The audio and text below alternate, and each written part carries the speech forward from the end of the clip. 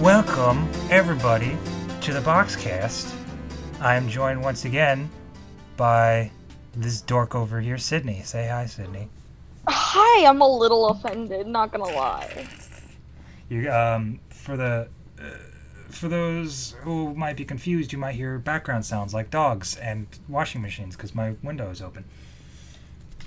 Because it's warm here today, not hot, but it's quite warm. It's a pleasant, warm day today.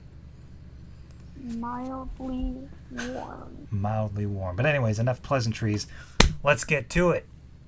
Steven, was it a bomb or was it just a special? It was, I don't even know they marketed it as a special, but it was multiple It was episodes. kind of a bomb format, but bomb formats are usually every day instead of all at once. So whatever. It was a special. The Wanted Steven Universe special. Alright, so first off, in a general sense, let's talk about what we thought of it overall, and then we'll get into the spoilery details here on out. So, Sydney, I'll let you go ahead and go first. What did you think of this, the Wanted special? Oh my god. Okay. There is so many things about it. We'll get to those, but overall, what did you think? I know. It's really good. I mean, It was. Steven Universe has been kind of declining recently. Yeah, we had a whole podcast about that. Yeah, and I'd been losing interest, but then this happened, and it's like holy whoa. shit, dude. Whoa, ho, ho. Seems we're back in it. Yeah, I completely agree. I went in with really low expectations. I was like, oh, with how the show's been, I don't know how this is gonna go. So I'm just kind of gonna lower my standards a little bit. Like they're hyping it up, but they hyped up the last bomb too. So I was like, I'll keep it low. And it soared right over those expectations really well. Really fantastic. Really nicely done. Loved it. Boy. Oh my goodness. We can talk about I'm looking at some numbers here, some viewer retention numbers. And it's really interesting. It's really interesting stuff. But we'll get into that later. Now let's go episode by episode, shall we? So the very first episode was a little episode called "Stuck Together," and that's the episode where Steven and Lars, they were stuck inside Topaz and they try to find their way out to escape the ship, but they have a little conversation. And Topaz speaks, and it's adorable. Yeah, I love her. I would die for her. I'm on record originally for Topaz for being disappointed in her design and characterization, because originally with the first two episodes that we had, Topaz, she was just stoic, silent, saying absolutely nothing, and I was just like, I don't really like her design all that much. I still don't. That hasn't changed. Her design is still kind of weird to me. But as for personality and voice, which can change a lot about a character, love her. Now way better with her being birthstone for me. It was great. I loved. That's all you really got to do. It takes one episode for them to really be like, now you love this character. Deal with it. And it's like, oh fuck. I love her. Oh my god. I gotta say, it started out kind of rocky. It was a slow start. Not necessarily the entire episode was slow, but just the first kind of 2 or 3 minutes of it. It was kind of already treading on ground of oh, Lars feels like a loser, and oh, Steven is trying to be, and it's oh, Lars is I look up to you, Steven, because you're just like we already knew about this, I think, from the baking, the one where they baked together. We kind of already had this sort of monologue with them together, where it was the only thing that was new brought to the table is Steven's I'm scared too, and it's yeah, no shit, Steven, you're 12, 14. You're 14. Of course you're scared, but to be fair, Lars was saying oh, but you're not acting like it, and it's well, fair enough. He's a teenager, he's older. Steven's acting older than. It was a good way of kind of fleshing out that dynamic, and it was kind of setting up that Lars was going to play a sort of important role within the episode, and that he did, or within the entire bomb, really, and that he did. And then it got to like them kind of having that emotional thing, and Steven getting kind of pissed at him because he was fucking up, and it was kind of losing me for a bit because the pants thing was funny and all, but it was kind of just like, all right, I get it. Lars is kind of a dick. Okay, yeah. And then they started talking, and I was like, all right, I'm gonna. And then Topaz starts crying, and I'm just like, oh. Like I start getting really invested. Yeah, I'm. What about you? Would you like? I want Topaz to be happy. Felt so bad for Topaz. Like she was trying to help them escape, and then Aquamarine had to be a bitch. I love how Steven was like, "Oh yeah, you just have kind of your own inner comp." Like throughout the entire show, they're kind of poking fun at the idea that all the villains are actually deep inside, just really like not at all evil. But Aquamarine's just actually straight up evil. I was like, thank God. I don't think that's the case because I don't think that's the case really because when she does confront Topaz after Topaz is trying to take her out, poof her, yeah. Aquamarine's like, they'll shatter you, just stop and we'll forget about it. And she sounded kind of like sincere about it. Yeah. Yeah. And kind of like regretful about it. And I was like, I hate her still, but I can see why she's not totally bad. I think she's the most scared person on that ship. Even more scared than Steven and Lars. Believe it or not, because she's seen the authorities firsthand and she's seen what the diamonds can do. So she's kind of been frightened into this state of like, oh, I've got to be this rabid bitch because if I'm not, I'll be shattered, you know. So I think she's kind of got like this fearful for my life, so I gotta kind of outwardly be like that. So even though Steven was trying to kind of make it be like, oh, it'll be all right and you can come out and whatever, she was just like, no, bitch, they'll kill me. They'll kill me if I do that. I'd rather not. So I think that's what that was going for. So that was that episode. A pretty simple, straightforward setup. They're captured, emotional, strife between the two, and then they're separated. And then we go into the trial. And my God, the trial was where shit started getting really good. Like, oh my God. So, recap is Steven's basically on trial. He has a blue Zircon appointed to him to help defend his case, basically his attorney. They go out there. Steven's conflicted with like, oh, I am my mom. Oh, I did do all these things.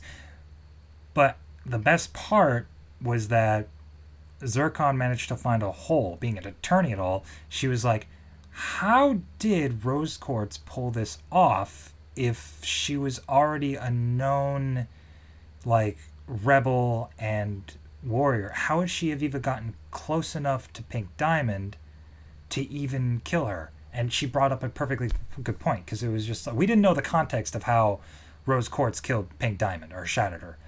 We just thought it was like, in my opinion, in my head, it was like Pink Diamond and Rose Quartz were in like a fierce battle, and there was all these big things happening, and you know, this huge all-out war was going on, and Rose Quartz kind of like pushed her way in and murdered her that way. But apparently that wasn't the case. Apparently she was murdered in front of her palanquin with like no wars happening. They're just chilling on Earth in the palanquin, and somebody out of nowhere just stabs her and she dies. So basically this whole episode is... What a way to go. I know, right? So basically this whole episode is kind of just building up to that, and you're kind of just like, you get this shred of doubt, and then Steven gets this shred of doubt, and he's like, hey, wait a minute, yeah, you might be right. Have I been lied to this whole fucking time about being a murderer? What the fuck, guys? So, and rightfully so, he kind of gets a kick to the consciousness, because now it's like, whoa, what's going on now? Excellent episode. What were your favorite parts of the episode, Sydney? I just want to talk about Zircon for a second. Of course. Because when I originally saw the design, I was like, I don't feel like this really belongs in Steven Universe. Yeah. But, like, after, like, thinking about it, I can see how her design is kind of overdone to look more, like, official-like and stuff like that. And I can appreciate it, and I also love her, too, and also she's my birthstone. That's awesome. Um, yeah, the thing we got to remember is that the only context that we have for a lot of the gems is the crystal gems, Peridot, Lapis, and Jasper. And when you think about the crystal gems, they are way more like Earth oriented. Besides maybe Garnet, and even that is like that. So they look a lot more human-ish to us because they've been on Earth and they've probably adapted to a point where they look like that. So when we start seeing these really like, whoa, that's weird looking. Why does ew, what the fuck? It's because they're aliens. So they Yeah, look they're like legit aliens. They're not human. so the whole thing about that doesn't look like that. It's like yeah no shit. Remember what Peridot looked like and her weird limb enhancers and hair. And Jasper had a cloak and shit like that. Forgot that. I keep forgetting that Jasper has a cloak. I know, and she just like took it off and it was gone forever. Give Jasper back her cloak, 2017. It's gonna be hard when she's corrupted. Just lay it on her. Just as a blanket. Put her to rest. So yeah, oh god, an excellent. Out of the four, the trial is probably my favorite. But we can go into actual favorites when we list them all off. So the next episode is Off Colors. And so basically at the end of the trial, Steven and Lars manage to escape from the trial by jacking the palanquin. And that was brought in as like evidence or something. And they're shot out, the palanquin fails, and they fall. And you get this really brief like look of Homeworld that was really cool. And then they fall down this tunnel, and Yellow Diamond's like, "You're on Homeworld now!" And it's like, oh. So they fall all the way through, and then bang, and then they're in like the depths of hell. And so Off Colors pretty much starts from there. And they get chased by these drone eyes looking thing, which I'm sure is a part of another show or movie. And I just can't think of it right now. But I swear, something like that's been used so much in sci-fi. Just the eyes that kind of just look around and scan things and it's just like detect it, and then they either shoot or try to capture it or something. It's an old like I wouldn't want to say cliche, but it's a staple kind of like that kind of thing. Yeah. I know what you mean, Jelly. I think there was something in the Star Wars prequels like that. They tried to kill Amidala or whatever. Anyways, enough trash. So basically they run away, and then all of a sudden this hand comes out of the ground. It's like, "Hey guys, over here!" And so they jump down the hole, and it's this weird Siamese twin gem. Side note, I love her too. I don't remember a lot of their names. I know Fluorite because Fluorite's easy. I forgot what her name was. Unfortunately, the first one. I got you. You gonna look it up while I finish up my my spiel? You go ahead and look it up. So they the two of the one of them walk them down through, and they end up in a giant, like the biggest kindergarten ever. And it kind of like the first thing I thought of when I saw that, it's like, oh yeah, resources on Homeworld sure are dwindling because Jesus, it's like I immediately thought of the metaphor of like of oil, of like taking out the oil from Earth, and how it's like eventually we're gonna run out of that shit.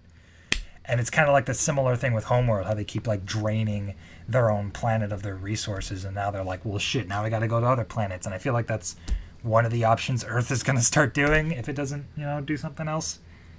Yeah. Her name is Rutile, by the way. Rutile. That sounded familiar. Yeah. So Rutile was that one, and then we were introduced next to Rhodonite, who was a Pearl Ruby fusion. So it looked kind of like Garnet somehow. You notice that? A lot like Garnet. That was. You would think it would look a lot different from Garnet because, well, maybe not, because it makes sense because like Garnet, one half is. There are like subtle differences. There are. Besides like the extra limbs and the extra eyes, because that's just fusion, but there are other differences as well. Yeah, I agree. She might be taller. Is not as thick. I mean, still pretty thick, but not as thick. Not as thick with two C's. Let me show you. Yeah, go ahead and pop it up. I might put a visual on the screen. Yeah, you're kind of right. And she has a pointy nose. Still thick, but not as thick. Yeah, good old thick. And she has like one short leg and one fully covered pant leg. That's a neato design. I really like her design a lot. Me too. So we got Road Knight, and then we also have Patch the Sapphire. Oh, Patracha. Yeah, sure. The most I understand it's not Parappa the Rappa. Patch Priscilla. I can't even make jokes. It's just I just call her Pat. I call her Patty or Peach. Both of those are adorable. Or Bootleg Sapphire. That's my favorite reference to her, and I love her, and she's trying her best. And I love her like being like. I always thought like how Sapphire. The obvious thing is like Sapphire's season to the future, so she's like 10, 15, anywhere from 10 seconds to like 5 minutes in the past. Like everything kind of just happens like slow. Like I saw a really great gif online of like a buffering bar next to her head. And I was like, yeah, that pretty much sums up her entire character. And I love her. Great design. All of them have really good designs. I think the only design I really don't like is for Fluorite. It's not terrible. I get the... I really got an Alice in Wonderland caterpillar vibe from Fluorite. You've seen Alice in Wonderland, right? Yeah. You know, the caterpillar that kind of smokes? She kind of reminded me of that. She was just an amalgamation of like 7 fusions, which is like, Jesus Christ. We've never seen that many fusions, so she's gigantic. I think I liked her the least, not because I thought she was bad or her design was that terrible or anything. It's just the slow voice. Like, I get that was a part of what she was, but it just kind of got kind of grating after a while. But it was part of her character, not knocking it. It was just like, I don't like these people in real life. I don't like them fictionalized either. So we meet the DK crew, and we get to know them a little bit. And there's a little bit of dialogue, and then the things come, and then they're shooting lasers, and Lars suddenly becomes a hero. He's like, fuck this shit. I'm not going to be a cowardly coward boy anymore. I'm going to start fighting back, and they can't see me, so I'm going to defend all these people, and I'm going to jump around, and I'm going to use a stalactite and beat them up. And then he damn diddly goes and dies. And then Lars fucking dies. Like, I was like, he's Holy not... shit! He dead! I was just like, they're not actually going to kill... It's like that trope where they don't actually die. But he was actually fucking dead. Like, he actually died. And I was like, oh... He was straight up just gone. How did he die, though? Like, nothing exploded on him. He kind of just hit a wall. Does that kill people? Yes, if there's enough force behind it. But there's usually, like something crushes, or, like he has a scar on his eye, so maybe that where contact was made. He was on top of the thing when it exploded. Right. Which kind of sent him flying up into the side, which... Yeah. His brain probably got smacked around pretty hard, and that's probably what killed him. Yeah. Me and my dumb ass. Do people die when they get hit really hard? Yeah, when you fall off a parachute into fucking water from 5 million feet up, it's like landing on the concrete. You die. You may not explode into a billion pieces, but you die. So, anyways, Lars fucking dies, but then Steven cries, and then he flies, and then he drives to the Taco Bell. No. Wait, no, I don't remember that. Like, that's the alternate take. Where? So basically Lars dies, Steven cries on him, and he comes back to life and turns pink! We got pink Lars now. So that was based... Go ahead. I'm not saying Lion is dead, but... Lion is dead. Lion is dead. Oh my god. Please. I'll have to level that. But yeah, holy shit. So Lars basically became a second lion, as we start to discover in the next episode, because it ends there, so then we go into the next episode where... Wait, I want to mention something real quick. Go for it. Sorry, yeah, I kind of sped through that. So, the trees that represent... Yes. Yes. I know exactly. The trees that represent which one is Lars and which one is Lion. Mm-hmm. It's like trees native to where they come from. So the Lines tree is like a Saharan tree. Sahara, and Lars is like South America. South America, really? South America, I think. It just looked like a beach city bumfuck tree, but I might just be an asshole. I don't know. I don't know the trees in South America. It's confirmed that Lars is Argentinian? Yeah. No, maybe. He's from South America. Half Filipino. Half Filipino. That's interesting. I'm glad they gave Lars, nationality. It wasn't necessary because it was just like, yes, fellow human being, but, it's always nice to kind of know that kind of stuff because it gives them, heritage. So was there anything else you wanted to bring up about Off Colors? Nope. Okay. Really great episode. Really well done. And then we have Lars's head, where Steven fucking jumps into Lars, goes through the trees, and then goes down and pops up, and then, that's his way home. He finds his way home through Lars, his head, and he basically has a connection between Lion and Lars. So that's basically what the episode revolves around, is him getting food and water, and he brings it back to Lars, and Lars is like, yeah, I'm not hungry. And Steven's listens to his heart, and it's like, that's not really beating that hard. I love the look on Steven's face when he realizes that Lars's heartbeat is basically just dum dum dum dum, and it's like, oh god. Yeah, that's kind of slow. It's like, am I? And they have the obvious debate of am I a zombie? Am I a zombie right now? And it's like, that's actually a very good question. And none of the gems know what zombies are, so it's like we don't know what's going on. Lars is zombie pink boy. Pink zombie man. So that's basically the crux of that one is and then Steven's like, I can get home, but we can't get you home, unfortunately. And Lars is like, you go, I gotta stay here. This is just what I have to do. And then you guys all gotta go. And then the bootleg gems are like, no, we are all going to stay here and help you because we know this place and you don't. So we will help you out because you're still being hunted, but we're not, basically. Or they are technically, but not really. So those are the 4 episodes. And we kind of went off on the things that we really enjoyed about it, didn't we? Yeah. Some good... one more thing I want to bring up. Go for it. I'm going to bring up some stuff. But you go first. How smug all the yellow gems are. I know, right? They really played up Yellow Pearl. Yeah, Yellow Zircon especially. I think it's just based on their leader. How their leader behaves. Well, of course. But I just love how smug they all are. And I love how, chill or panicky the blue ones are. Yeah. It's either or. Yeah. Oh, man. And, Blue Diamond, getting upset because Steven couldn't, recall how it happened.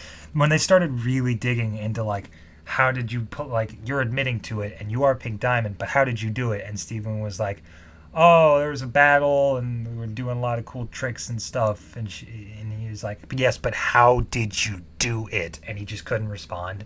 And she was just like, it was a sword. And that, blue explosion that happened, everybody starts crying. I was like, God, that's really good.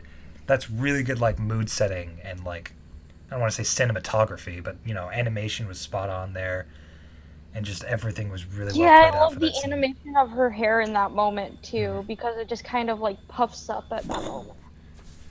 But it's weird how she was angry and yet everybody still started crying. Because I think it was still, she was frustrated, but she was still really, really sad about the whole thing. I think that's the primary emotion that she continues to feel in that sort of situation. I'm still wondering why she makes gems around her cry. Why that's a thing. I'm wondering if it has anything to do with the rose quartz connection and whether or not it's I need you to cry right now because if you don't, my soldiers are going to die. So she can cry on command and then the rose quartzes go. Pfft. But we always assumed that rose quartzes could cry on demand anyways. So I don't know. It's. I'm trying to figure out what the function is of her emotions being so strong that everybody else feels them too. It's interesting. The only complaints I have about the bomb is I was disappointed we didn't get to see more of Homeworld. I'm sure we're coming back because Lars is still there, so we'll get to see more then. But we got to see that brief scene at the end of the trial, and then we got to see a little bit of the underground, and then we're basically just in the kindergarten for the last 2 episodes. And it's just a touch disappointing. I wish they had gone a little bit more. I understand they're kind of saving their ammo for later episodes. That was one disappointment. I felt like the joke with Bootleg Sapphire kind of got played out towards the end. I mean, I know it was kind of her personality and her thing, but it was by the 10th time they did the joke, I still laughed, but it was just like, okay, I get it. She does this, okay. But minor nitpicks, minor nitpicks, doesn't take anything away from the episodes or the special. It was really well done. Yeah. Any final thoughts on this, Sydney? Any things that you personally didn't like? No. No. Overall solid. I'm gonna say bless. We're finally back on track. I hope that now that Steven's back home, it won't just turn into, hey, Ronaldo, what do you want to do? I hope that we don't just go back into that because Yeah, I would. Can we get into I'm not saying that I would die, but it would just be like, I'm okay with it calming down. Steven Universe has a habit of big action, calming down. Big action, calming down. And that's fine. I don't mind that overall. But this is the beginning of season 5, if you didn't already know. Those 4 episodes were officially the beginning of season 5. I didn't know that until I looked up the episodes. So I want to give you some interesting statistics here. With The Last Bomb, you know how many people viewed it? How many? With The Last Bomb, we can track it back to Tiger Philanthropist. Now, you know what the usual numbers are. It's usually like 1.35, anywhere from 1.35 to 2 million viewers, right? Yep. Tiger Philanthropist had 0.9 million people, so that's harsh. They didn't even break 1 million with Tiger Philanthropist. I could see why. Rightfully so. That episode was not. I love Amethyst. She was in it for like 2 minutes. It was basically Steven being really sad for 10 minutes. Room for Ruby was only 0.95, so 950,000. So that was brutal. And then we had Lion 4 Alternate Ending, which just barely broke 1 million. And then Dugout was 0.96, so 960,000. And The Good Lars, 950,000. Are You My Dad and I Am My Mom bounced back up to 1.14 million. Now, if we look at Wanted, now, of course, these numbers are going to be basically consistent because these were all aired at once. But if you had to guess, how many people do you think watched it? Which I don't know. 1.5 million people.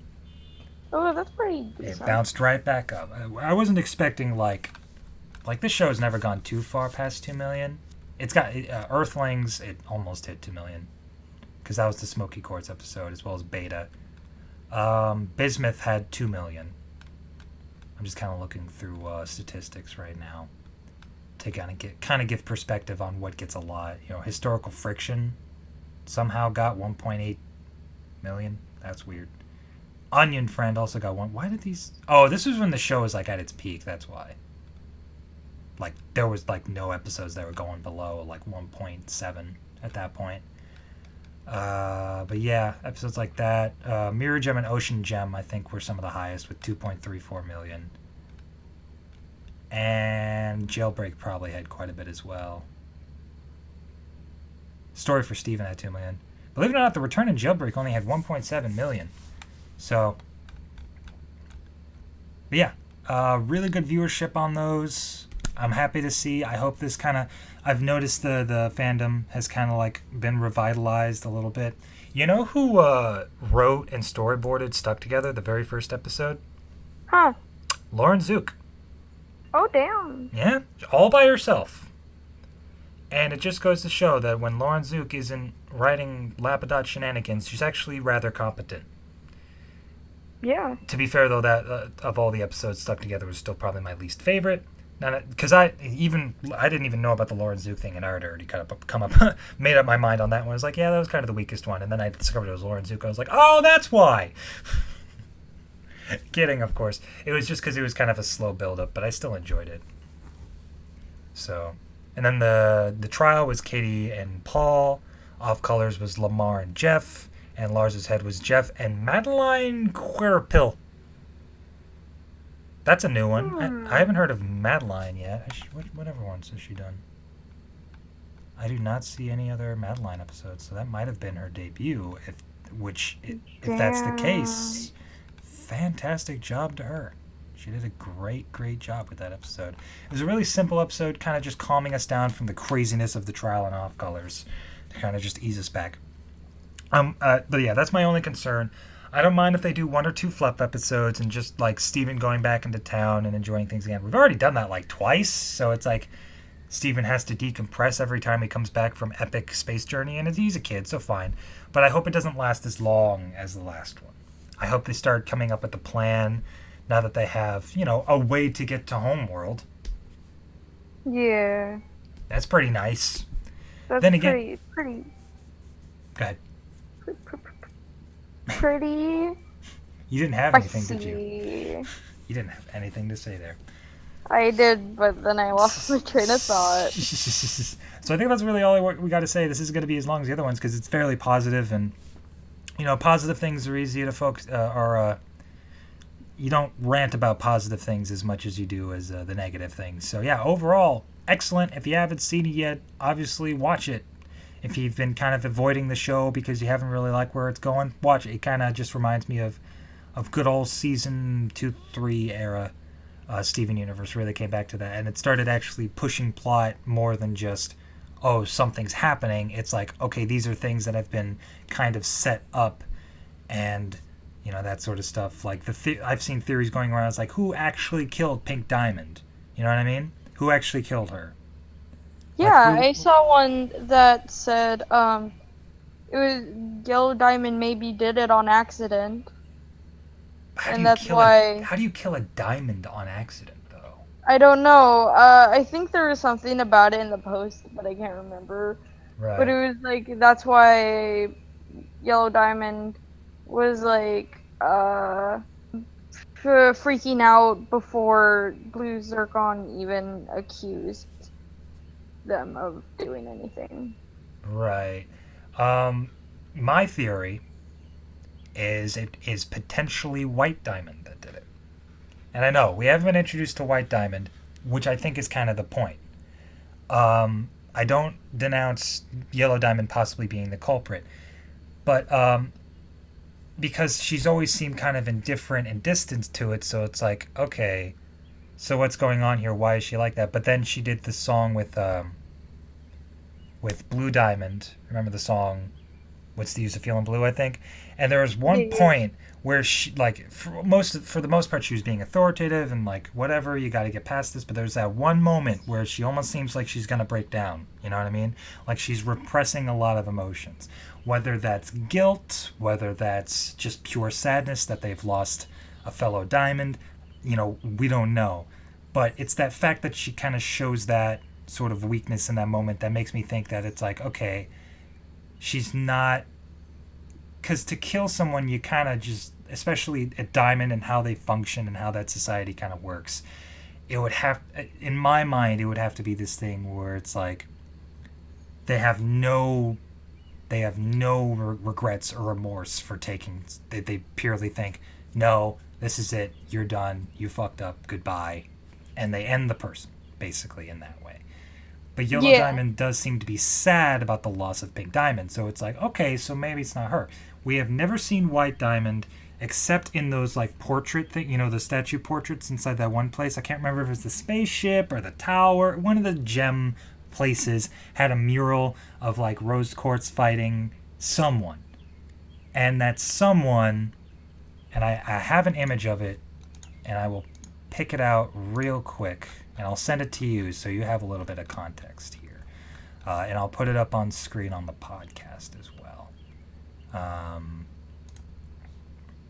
Hold up. Yeah, here it is.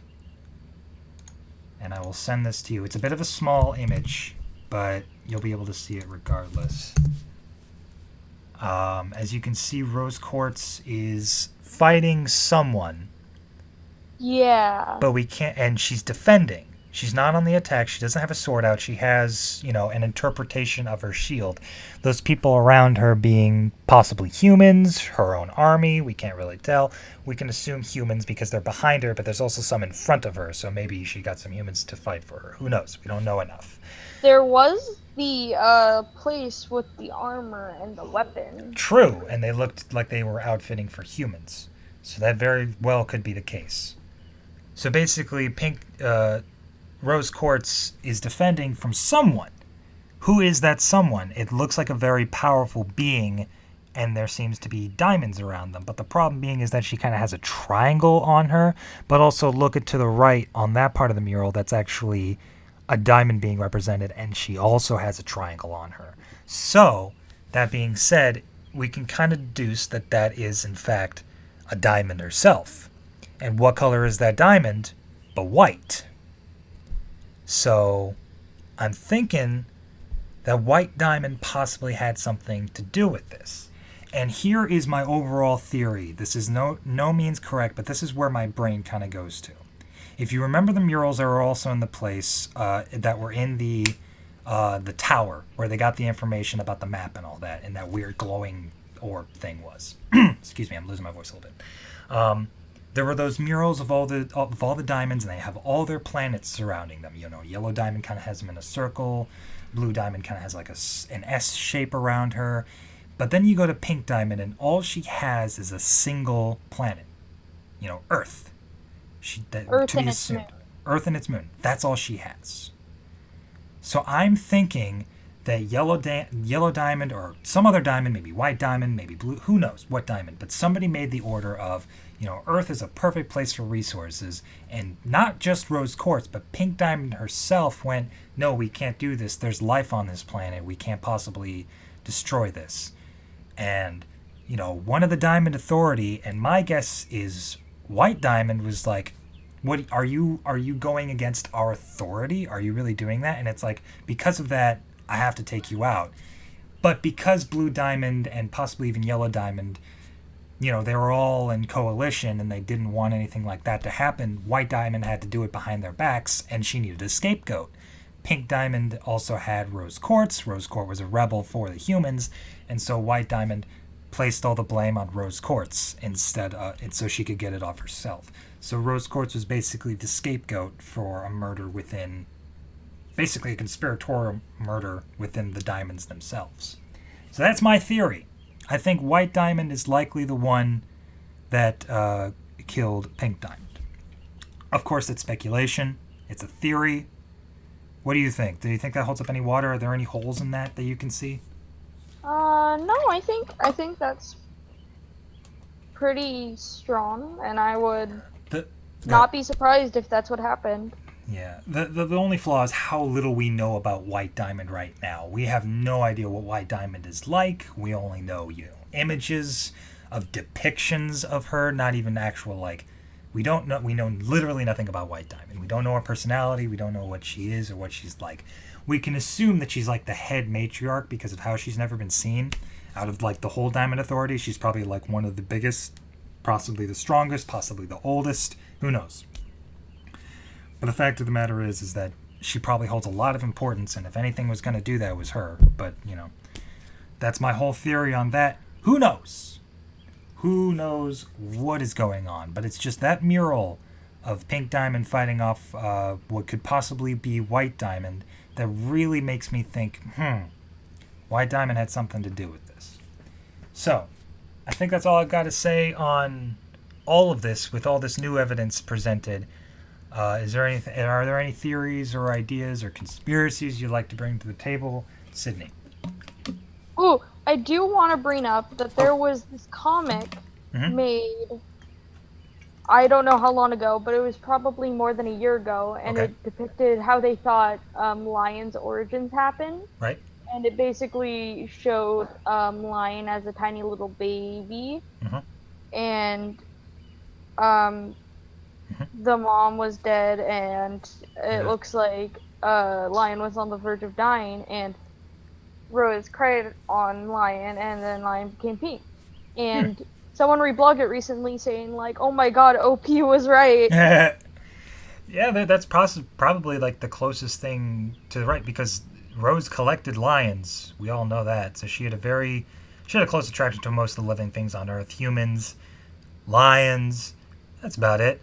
But yeah, so it's a solid theory, and I'd be like, yeah, that's how it happened because Rose, whatever the circumstances were, Rose found a dying lion, whether it was an adult or a cub. We can't tell you because we don't know how the aging thing goes because it's obviously like you're probably immortal, if not close to it.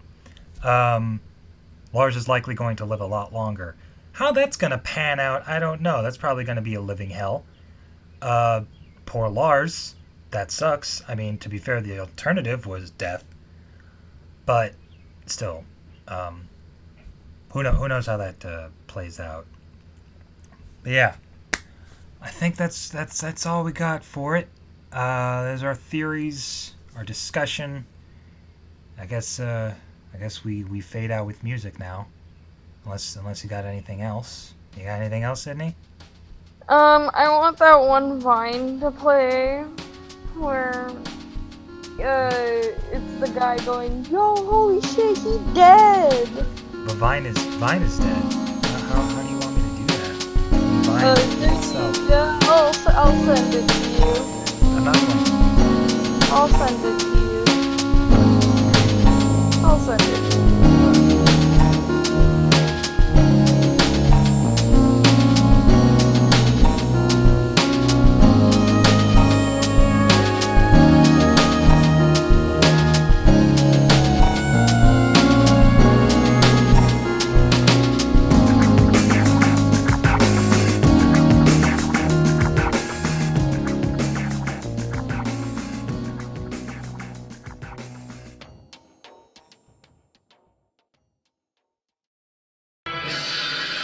Yo!